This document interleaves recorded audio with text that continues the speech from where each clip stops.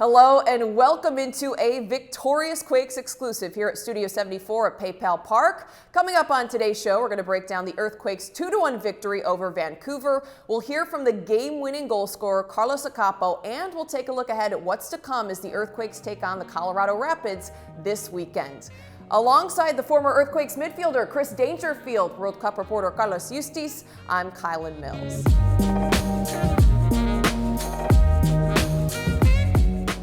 We'll start with the San Jose Earthquakes taking down the Vancouver Whitecaps 2-1 in front of an energized crowd here at PayPal Park. The Quakes really showed some fight in their home opener, coming back from giving up an early goal. Danger, what were your overall takeaways from this win?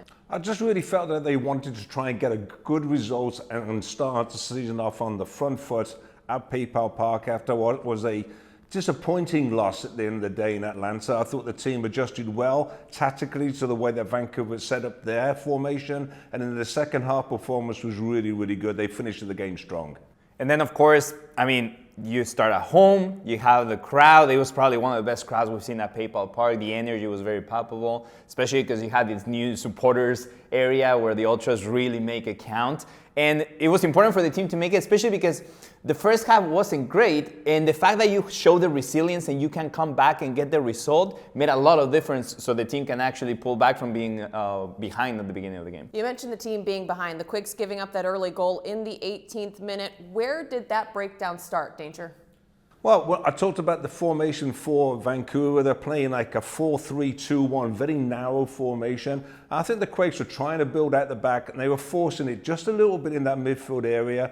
It was a loose pass by Jonathan Mensah into Carlos. Guezo, the ball was given away in an area, a dangerous area. You could see where Vancouver were looking for those opportunities. They did capitalize on it with a nice through ball by Gressel. I thought maybe Daniel could have come out a little bit stronger on that one. There was a little bit of a loose touch by the goal scorer Schaff, but at the end of the day, it was broken down because I think that you could see where Luchi Gonzalez wants the team to build at the back, and they just try to force it just a little bit early in the game. It's a good sign that the Earthquakes are looking to possess out the back, just not an area of the field, the edge of your defensive third, the central part of the pitch where you want to be giving the ball away.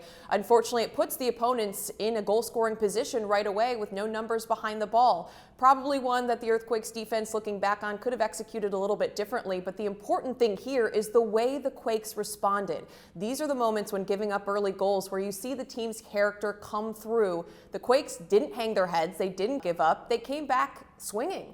Carlos, what did you see in the Quakes' response to that early goal? Yeah, and especially because when you think about it, the first half, even though that possession and bringing out the ball out of the back was not pristine, they did have a lot of chances. And I'm going to say that they brought the Air Force because in the air, they were very solid. Most of the best plays from the first half came on the right side, swinging in balls that Kate had one, Jeremy had one. There was even 2 balls from Trauco, more frontal to Jonathan Mensah. And eventually, in the second half, that's where the goal comes. It's a free kick that is taken quick. Montero looks up his head, and then when he sends a perfect cross in, that's why you have somebody like Jeremy Mbavasi. He just climbs up over the defenders, makes a beautiful hit with a lot of power too, because he was a little past the penalty kick mark, and he's able to cross it over and put it over the goalkeeper head to actually open the score. So that's where the resilience came, and especially you see that was probably some of the plans that Luchi had in place, and he ended up paying off. It was a beautiful goal to watch. Mbavasi, just a clinical finish, and the Quakes didn't stop there. Less than 10 minutes later, Carlos Akapo scores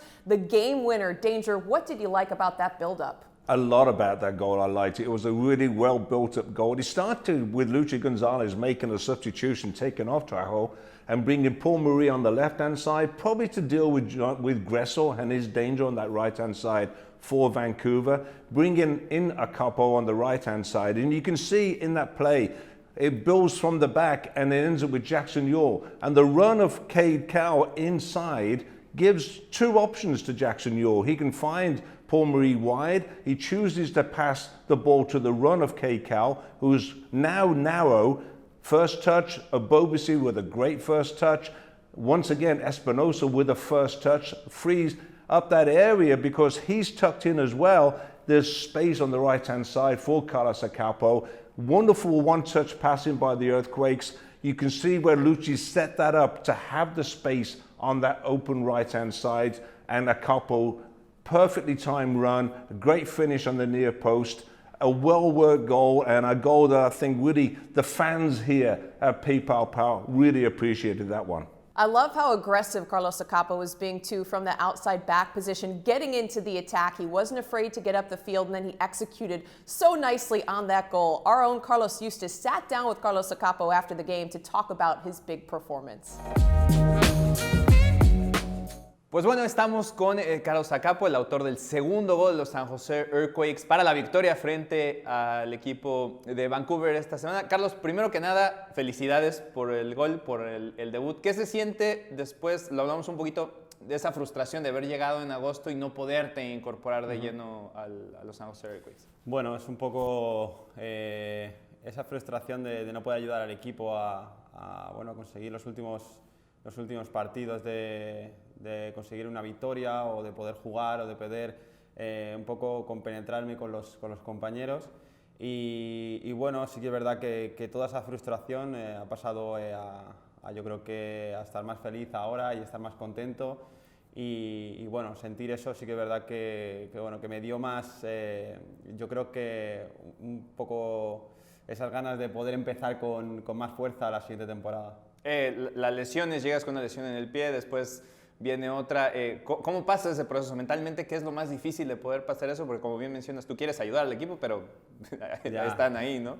Sí, eso es yo creo que en lo que soy como jugador, en todos los años que llevo jugando he tenido unas cuantas, bastantes lesiones, por desgracia, pero sí que es verdad que es algo que el futbolista o cualquier atleta en toda su carrera tiene y puede tener. Y bueno, es una cosa que se trabaja, sobre todo mentalmente, como tú dices, es una cosa que se trabaja, una cosa que yo ya tengo muy interiorizado, que sé que de eso se sale, que hay que trabajar muy duro y de tener esas ganas, sobre todo de ilusión, de volver a llegar a estar bien con el equipo y de poder ayudarles.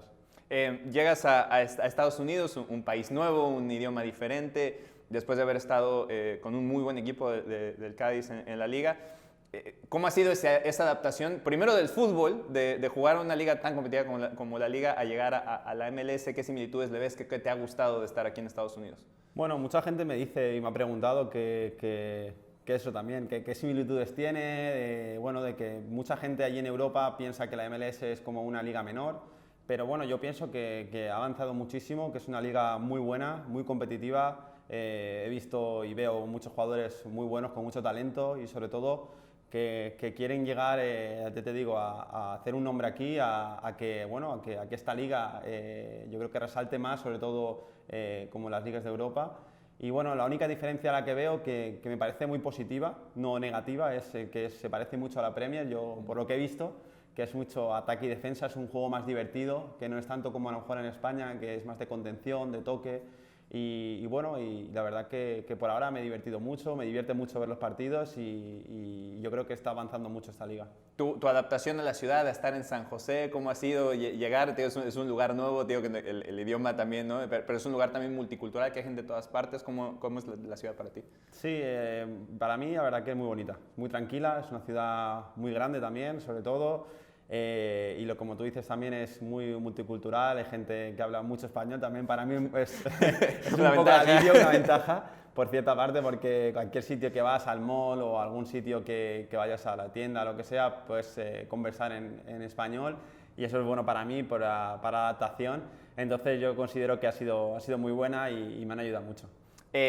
Puedes jugar esta semana, vienes un momento importante, el equipo está abajo, se empata y luego te toca anotar el gol de la victoria. ¿Para ti qué significa ese momento? Cuéntame cómo lo viviste, cómo fue esos momentos de entrar al campo y además tener la opción de dar el gol decisivo.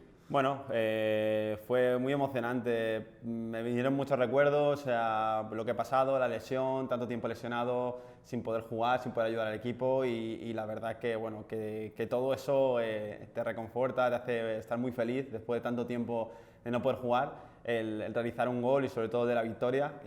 Yo no soy de marcar muchos goles, pero la verdad que esa sensación es muy bonita y sobre todo con toda la gente y en el primer partido que podemos tener en casa, la verdad que ya te digo que muy feliz. ¿Sí le pegaste el primer palo? ¿Sí la pensaste? Sí. Dices, le voy a pegar. Antes, hablando con Dani, el portero, lleva todo el día diciéndome que no, que la quería pegar al segundo y le dije que no, que solo vi esa opción y era la opción de pegar el primer palo y fue el primer palo. Oye, la última. Obviamente después viene la celebración y la celebraste con un montón, como pudiste, ¿no? Sí. Y después te señalas al brazo. Cuéntame un poquito con la celebración, ¿a qué se la dedicaste? Sí, bueno, el primero no se ve porque la televisión creo que cogió un plano general y bueno, la primera que hice una C y una I que era por mi hijo, por Carlos, que nació aquí el año pasado, y por Isabel, que es mi mujer. Y bueno, la verdad que primero por ellos, porque ellos están aquí siempre acompañándome, es mi familia, mi todo, la verdad que están aquí sufriendo conmigo con todo esto y se lo dediqué primero a ellos. Y después aquí tengo un tatuaje que tengo las letras mis familiares, de toda mi familia, y bueno, y luego también se lo dediqué a ellos porque están muy lejos, me apoyan, se levantaron a ver el partido, que hay 9 horas de diferencia en España, eran las 5 o 6 de la mañana. Y la verdad que bueno, que lo vivieron también con mucha emoción y también va para ellos. Pues bueno, no me queda más que agradecerte por tu tiempo, felicidades y bueno, vamos Quakes, ¿no? Vamos Quakes.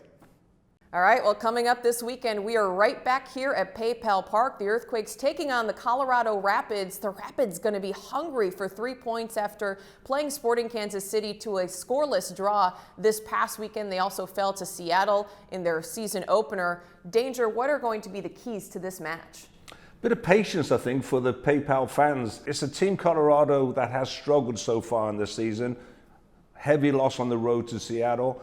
They're going to come in, I think, with a fairly defensive setup, maybe what we call a low block. They will be looking to transition quickly to Yapi and also Barrios and also Nicholson, who've got speed up front, see if they can take advantage of the longer ball to try and free up those forwards. So it could be a frustrating game to start off with. The Quakes need to get that early goal, I think, against this Colorado Rapids team. Yeah, and when you look at the roster, they're missing some key players that haven't had any time at all, like Jack Price, Jonathan Lewis, Diego Rubio, who gave the team 16 goals last season. It was an important part of the team.